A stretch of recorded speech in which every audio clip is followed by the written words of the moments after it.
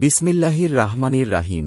পরম করুণাময় অতি দয়ালু অমাকানা লিমুমিনিন আই ইয়াক্কুতুলা মুমিনান ইল্লা খাত্তুয়ায়ান অমান কাতালা মুমিনান খাত্তুয়ায়ান ফাতাহরিরু রাকবাবাতিন মুমিনাতিও ওদিয়াতুম মুসাল্লামাতুন ইলা আহলিহি ইল্লা ইয়াসসাদ্দাকু ফাইন কানামিন কাওমিন আদুয়েল্লাকুম ওহু মুমিনুন ফাতাহরিরু রাকবাবাতিন মুমিনাহ অইন কানামিন কাওমিন বাইনাকুম অবাইনাহুম মিছাকুহুন ফাদিয়াতুম মুসাল্লামাতুন ইলা আহলিহি অতাহরিরু রাকবাবাতিন মুমিনাতিন ফামাল্লাম ইয়াজদিদ ফাসিয়ামু শাহরাইনি মুতাতাবিয়াইনি তাওবাতাম মিনাল্লাহ কানাল্লাহু আলিমান হাকিমা।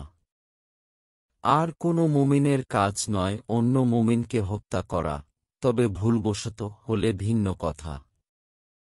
যে ব্যক্তি ভুলক্রমে কোনো মুমিনকে হত্যা করবে, তাহলে একজন মুমিন দাসকে মুক্ত করতে হবে এবং দিয়াত রক্তপণ দিতে হবে, যা হস্তান্তর করা হবে তার পরিজনদের কাছে। তবে তারা যদি সদাকা ক্ষমা করে দেয় তাহলে দিতে হবে না। আর সে যদি তোমাদের শত্রু কওমের হয় এবং সে মুমিন, তাহলে একজন মুমিন দাস মুক্ত করবে।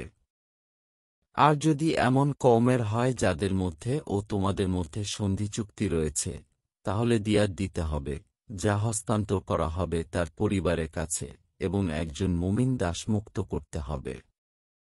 তবে যদি না পায়, তাহলে একাধারে 2 মাস সিয়াম পালন করবে। এটি আল্লাহর পক্ষ থেকে ক্ষমাস্বরূপ। আর আল্লাহ সর্বজ্ঞ প্রজ্ঞাময়।